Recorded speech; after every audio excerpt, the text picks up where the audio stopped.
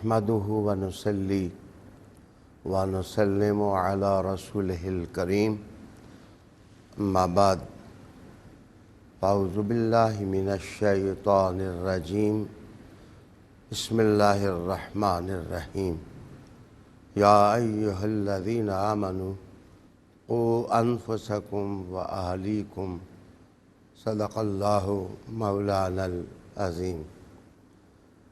ناظرین کرام،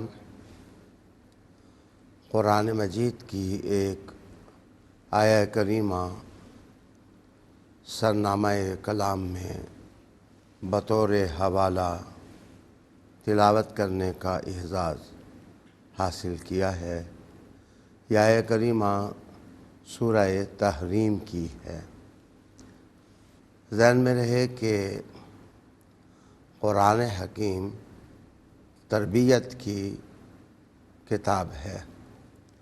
اس صحیفہ نور میں بعض احکام ایسے ہیں جو فرد کی تربیت فرد کی سطح پر کرتے ہیں، اور بعض آیات اور احکام ایسے ہیں کہ وہ قوم اور ملت کے لیے رہنمائی کرتے ہیں، اور بعض احکام ایسے ہیں جو حسن معاشرت کا درس دیتے ہیں، اور بعض آیات ایسی ہیں جو مسلم گھرانے کو گھر کی سطح پر تربیتی مواد فراہم کرتی ہیں۔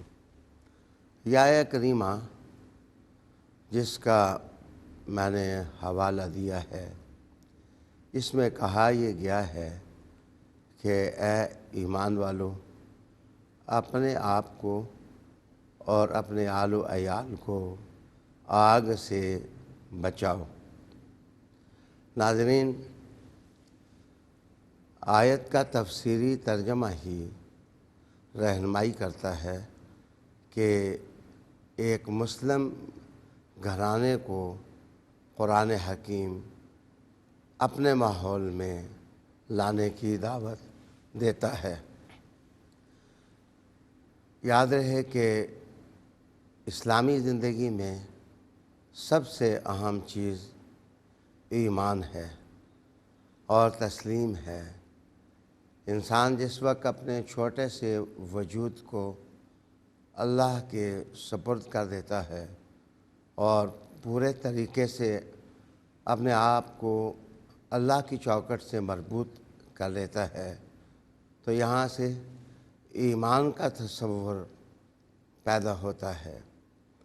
ایمانی زندگی میں سب سے پہلی چیز جو گھروں کے اندر قابل التفات اور قابل توجہ ہوتی ہے وہ یہ کہ تمام افراد خانہ اپنی ایمانی زندگی کو مضبوط کریں، اور ایمانی زندگی کو جس وقت مضبوط کر لیں گے تو ایمان ایک ایسی لہر ہے، یہ بجلی کی ایسی رو ہے جو جسم کے ایک ایک بال کو اپنا فیض اور اپنی حرکت عطا کر دیتی ہے۔ ایک نظریاتی مسلمان ایک عملی انسان بن جاتا ہے۔ اس دور میں جب کہ مذاہب عالم، اگر آپ ان میں غور و فکر کریں تو آپ محسوس کریں گے کہ ہر مذہب نام کی حد تک رہ گیا ہے۔ عصر حاضر کی اقدار نے ہر مذہب کے حاملین کو ہلا کر رکھ دیا ہے۔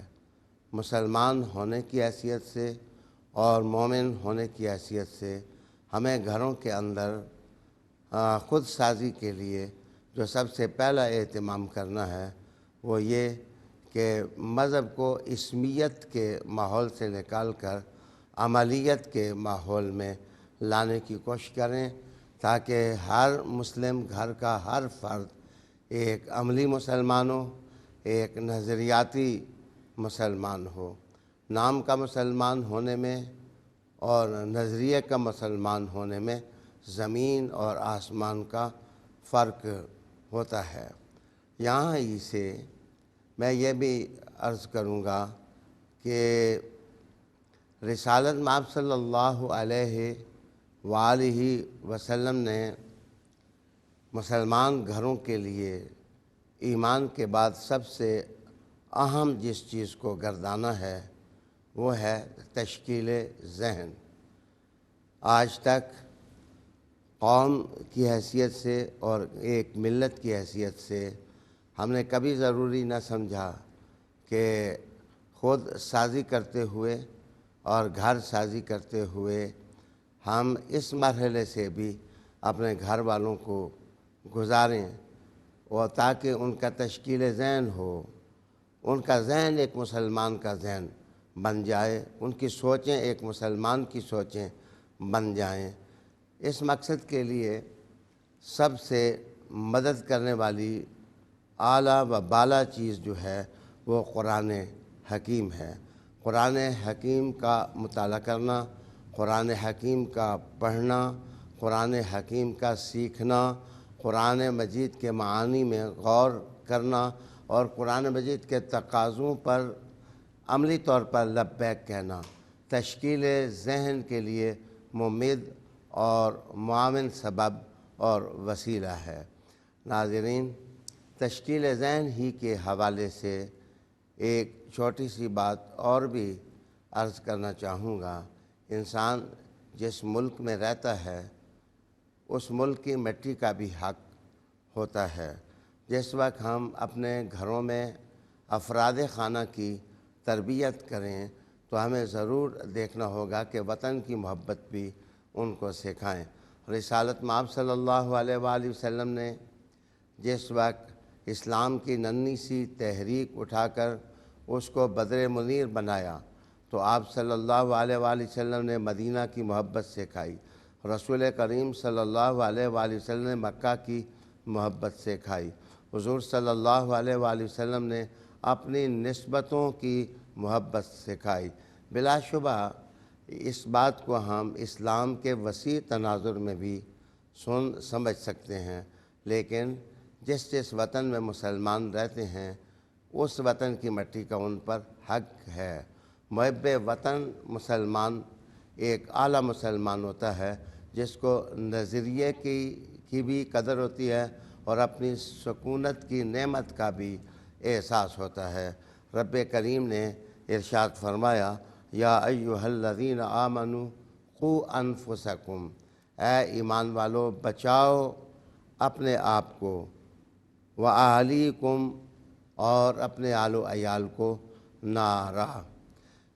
ایمانی زندگی، عملی زندگی، اس کے بعد تشکیل ذہن کے بعد گھر کے افراد کو بہتر بنانے کے لیے سب سے اہم مرحلہ یہ ہوتا ہے کہ آپ اپنے گھر کے ماحول کا جائزہ لیں کہ اس میں رجحانات منفی ہیں یا اس میں رجحانات مثبت ہیں، ان کا جو دائرہ معلومات ہے وہ اعلیٰ سطح کا ہے یا معتدل سطح کا ہے یا پست سطح کا ہے۔ جس وقت آپ اپنے گھر کو سمجھنے میں کامیاب ہو جائیں گے تو گھر والوں کی تربیت میں بھی آپ کامیابی حاصل کر لیں گے۔ معاشرہ جس وقت منفی کردار گھروں کے اندر پھینکتا ہے تو افراد خانہ کا معاشرے سے الگ ہو کر جینا بڑا مشکل ہوتا ہے۔ اس لیے جو گھر کا سربراہ ہے اسے سوچنا پڑتا ہے کہ وہ افراد جو میرے زیر تربیت ہیں ان کی نظریاتی سطح کیا ہے، ان کا تعلیمی ماحول کیا ہے، ان کی عملی حالت کیا ہے۔ اس سلسلے میں جو آس پاس گھرانے ہیں یا اڑوس پڑوس کا ماحول ہے وہ بھی گھروں کے ماحول کو متاثر کرتا ہے۔ گویا ایک سربراہ مملکت کو اپنے افراد خانہ کے ساتھ مل جل کر بہتر ماحول بنانے کے لیے بڑی محنت کرنی پڑتی ہے۔ تعلیمی معیار آپ کو بلند کرنا ہوگا، سوچوں کا معیار بلند کرنا ہوگا۔ یہاں میں رک کے یہ کہوں گا کہ جو معاشی ضروریات ہوتی ہیں گھر کی، کھانا پینا ہے، بود باش ہے، عیش عشرت ہے، جس وقت یہ چیزیں دیکھیں تو رسالت مآب صلی اللہ علیہ وسلم کے اس قول کو بھی ہمیں زیر نظر رکھنا چاہیے کہ حضور صلی اللہ علیہ وآلہ وسلم نے فرمایا کہ قاد الفقر ان یکون کفرا، کبھی کبھار فقر اور غربت جو ہے وہ انسان کو کفر تک جا پہنچاتی ہے۔ اس لیے دنیا سمجھ کر کے معاش کو نیگلیکٹ نہیں کرنا چاہیے اور نظر انداز نہیں کرنا چاہیے۔ گھر کا معاشی ماحول بہتر بنانے کے لیے اور اسباب زندگی کے حصول کے لیے جد و جہد کو بھی منظم کرنا چاہیے۔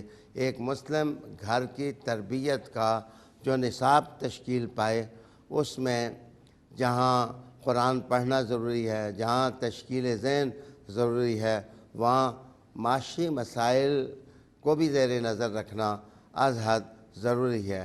عام طور پر خوشحال گھرانے تعلیم کے معیار کو بھی بہتر بنا لیتے ہیں، اور جو لوگ پسماندگی کا شکار ہوتے ہیں وہ طرح طرح کے مسائل سے دوچار ہوتے ہیں، اور ان کے ایشوز ان کے بچوں کے کردار میں منفی کردار ادا کرنے لگ جاتے ہیں۔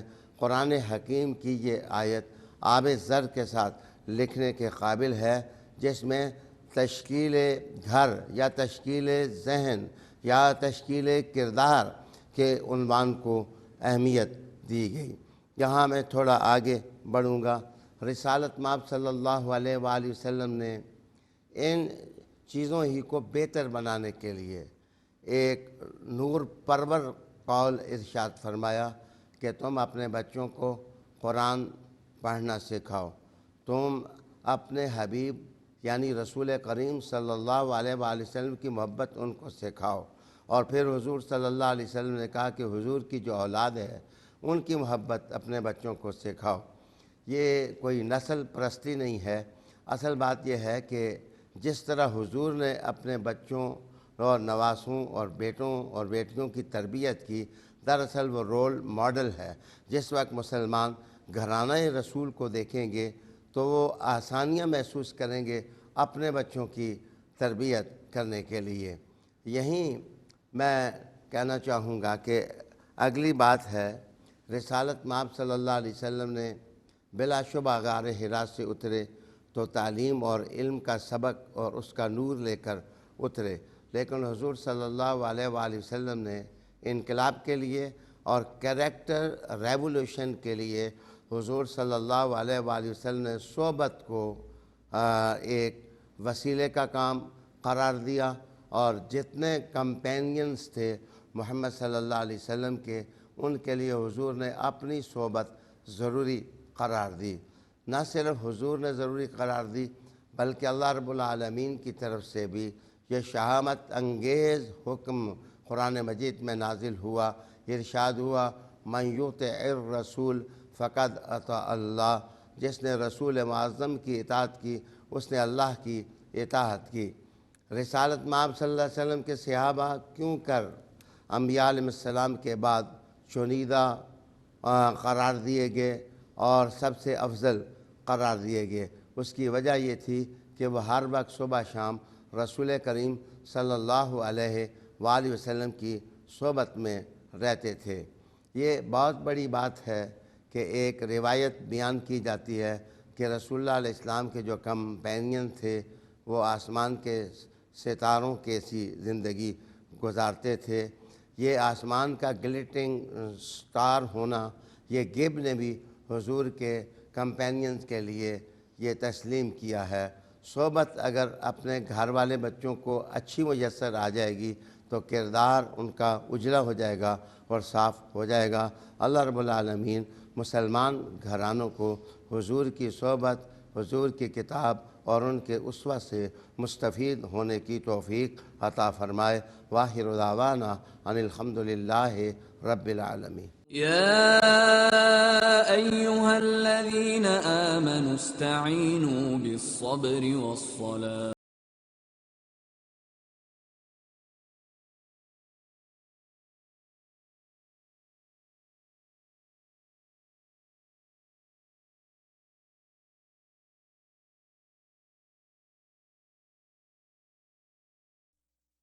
إن الله مع الصابرين.